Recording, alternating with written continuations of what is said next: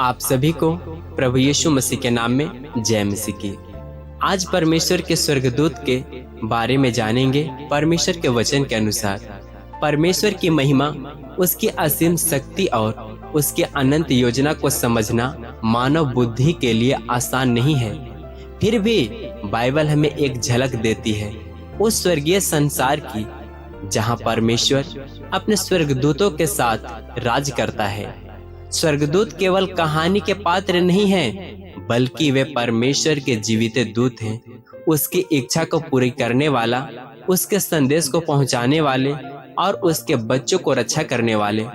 आदि काल में जब पृथ्वी और आकाश की रचना भी नहीं हुई थी, तब परमेश्वर अपनी महिमा में विराजमान था। उसी समय उसने स्वर्गदूतों को बनाया, शुद्ध, पवित्र और प्रकाश से भरे हुए वाणी।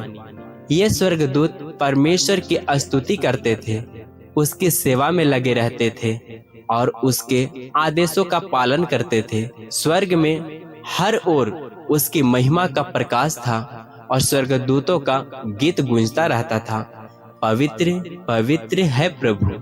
स्वर्गदूत में भी अलग अलग प्रकार की भूमिकाएं थी। कुछ परमेश्वर के सिंहासन के पास रहते थे, जैसे कि सेराफिम और करूबीम।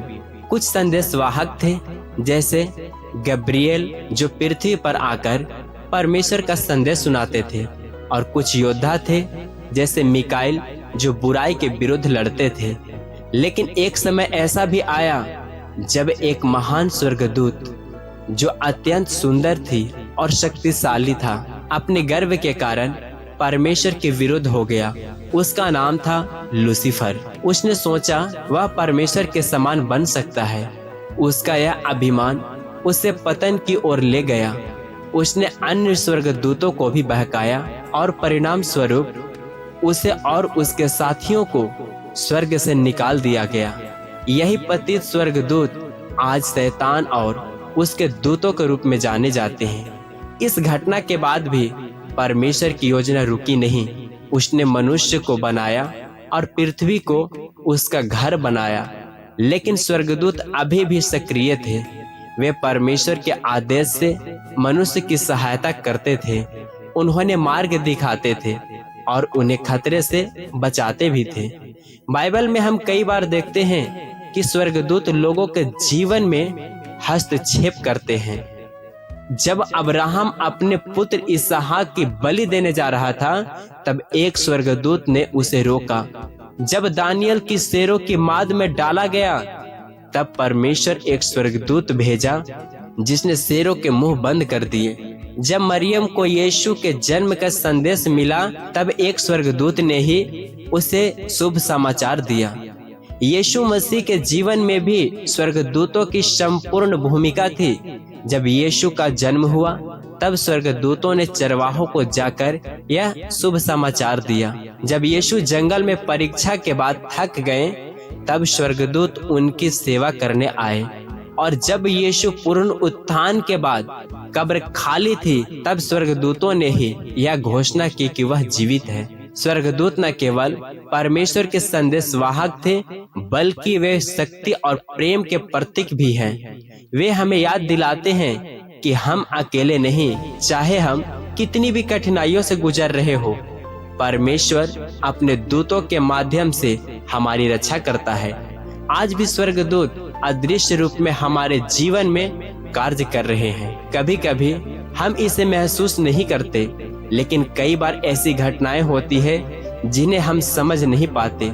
किसी खतरे से अचानक बच जाना, सही समय पर मदद मिल जाना, ये सब परमेश्वर के स्वर्गदूतों की कार्यवाही हो सकती है। परमेश्वर और उसके स्वर्गदूतों की कहानी हमें यह सिखाती है कि परमेश्वर हमेशा हमारे साथ है। वह हमें देखता है, हमारी सुनता है और हमारी मदद करता है। उसके स्वर्गदूत उसकी योजना को पूरा करने के लिए हर समय तैयार रहते हैं। इसलिए हमें परमेश्वर पर विश्वास रखना चाहिए, उसकी आराधना करना चाहिए और उसके मार्ग पर चलना चाहिए। जब हम ऐसे करते हैं, हम उसकी सुरक्षा और आशीष के अधीन रहते हैं। अंत में यह कहानी केवल स्वर्गदूत की नहीं, बल्कि परमेश्वर का प्रेम और उसकी शक्ति और उसकी योजना की कहानी है। यह हमें आशा देती है, हमें प्रेरित करती है और हमें यह विश्वास दिलाती है, चाहे जो कुछ भी हो जाए, परमेश्वर हमेशा हमारे साथ है। हालेलुया। पवित्र शास्त्र में लिखा है भजन संहिता 91 के 11 में, क्योंकि वह अपने स्वर्गदूतों को तेरे विषय में आज्ञा देगा कि वे तेरे सब मार्गों में तेरी रक्षा करें। आमीन। जब आप देखें इब्रानियों 1 के 14 में लिखा है, क्या वे सब सेवक आत्माएं नहीं जो उद्धार पाने वालों की सेवा के लिए भेजी जाती है। जो भजन संहिता 34 के 7 में लिखा है, यहोवा का दूत अपने डेरवैयों के चारों ओर डेरे किए रहता है और उन्हें बचाता है। हालेलुया। यशायाह 41 के 10 में लिखा है, मत डर क्योंकि मैं तेरे साथ हूँ, इधर उधर मत ताक क्योंकि मैं तेरा परमेश्वर हूँ। जब आप देखेंगे निर्गमन उसके 23 के 20 में लिखा है, देख मैं तुम्हारे आगे एक दूत भेजता हूँ जो मार्गों में तेरी रक्षा करेगा। हालेलुया।